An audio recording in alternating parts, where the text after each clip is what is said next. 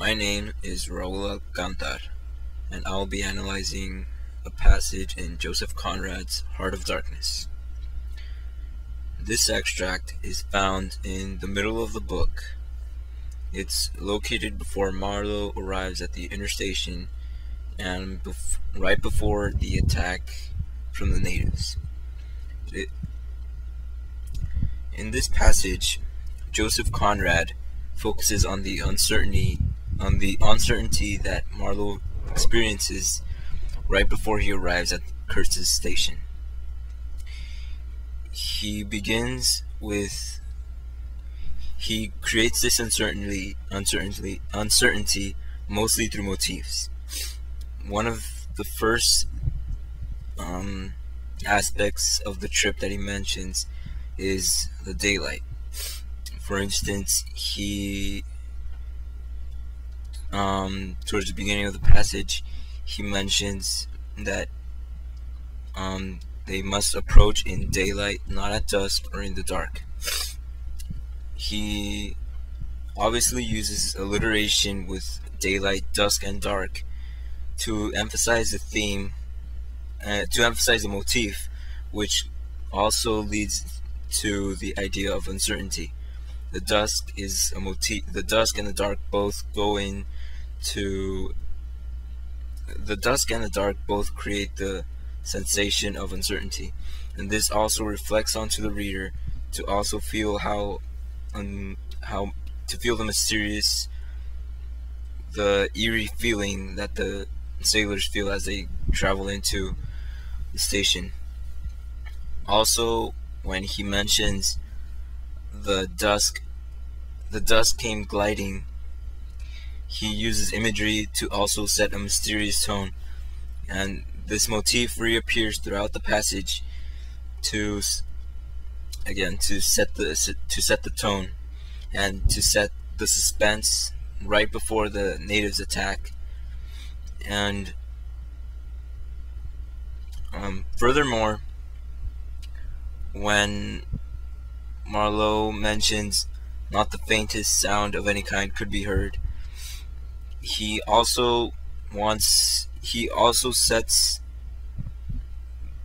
further emphasizes that eerie feeling, that suspense, which foreshadows the event of the natives attacking the steamer.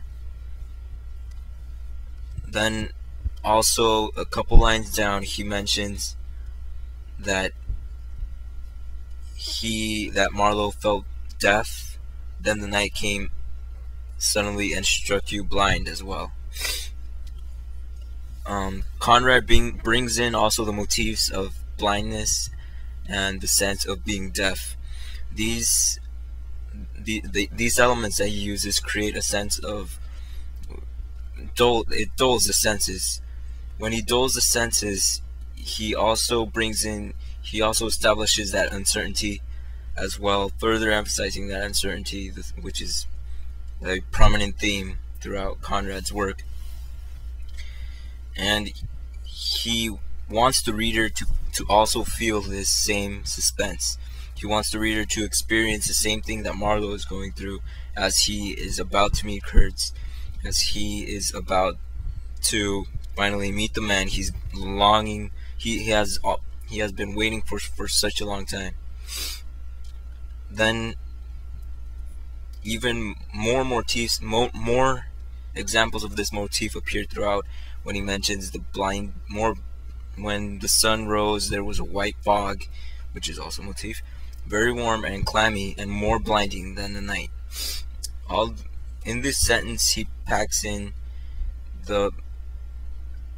he tries to emphasize, or he wants to point out how the sun in this case creates more uncertainty than the night. And this paradox also points out, also is related to the imperialism in Africa during this time, in which England did not really serve its purpose in civilizing the people. Then he compares, when the fog lifts up, he compares this to a shutter. And then he goes on to describe the eerie feeling of how the cry starts to create more suspense, it starts to create more mystery. And so Conrad shifts the tone to explain more about nature. And nature is also very present in this passage. For instance, the first time he mentions nature on its own is when he mentions in the line, the living trees lashed together by the creepers. And Marlowe constantly personifies nature, or the jungle mostly, to compare it to humanity and to explain how humanity is really nothing compared to nature. And he goes on down in the passage to describe the natives, or in this case a mysterious cry, and he uses vivid imagery or oral imagery to describe a muffled rattle, a cry, a very loud cry, as of in infinite desolation soared slowly in the opaque air. He uses the word opaque also to further emphasize that mystery.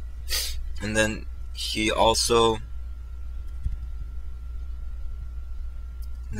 personifies the fog, that which causes that blindness to the sailors. He goes on to say the mist itself had screamed, and this further emphasizes how nature is playing tricks on Marlowe. Nature is somehow superior to the sailors, and there's nothing that Marlowe or the pilgrims or the manager can do to stop the event from happening, to stop the natives from attacking. And Conrad uses imagery a lot to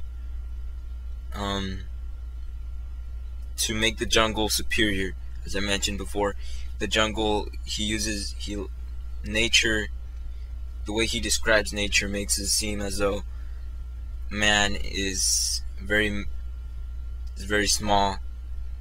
And when he personifies nature, he wants to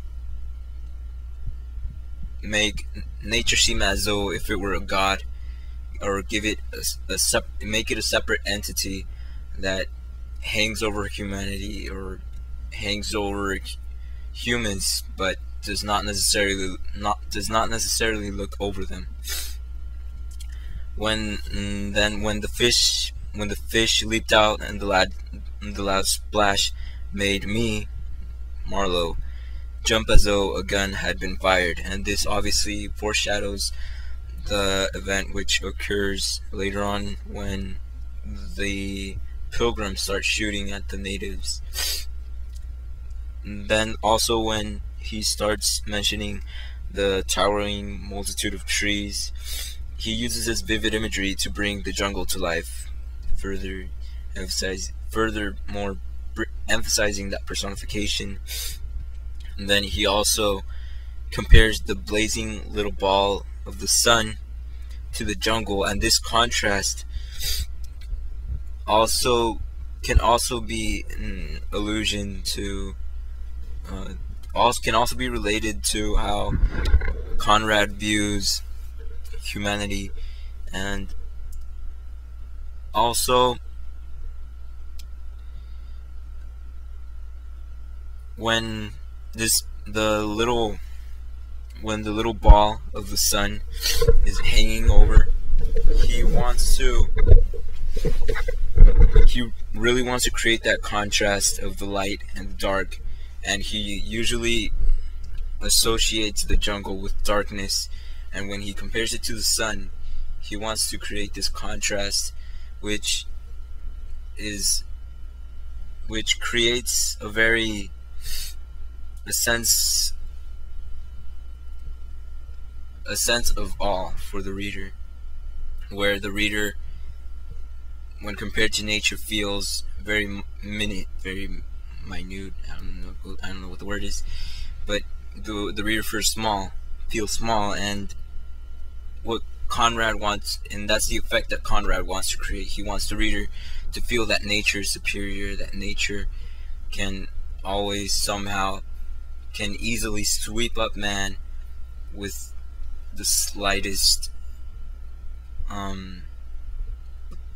with the smallest amount of force. And in Heart of Darkness, Joseph Conrad really brings to life really brings the jungle to life with his vivid imagery, and his motifs help to create that uncertainty for the reader to finally grasp the idea that nature is invincible, that even though imperialism may come and destroy Africa, man is ultimately nothing compared to what nature can do, and the power of nature, and how it can have so much influence over the lives of men. And Conrad, in the end, wants the reader to feel that.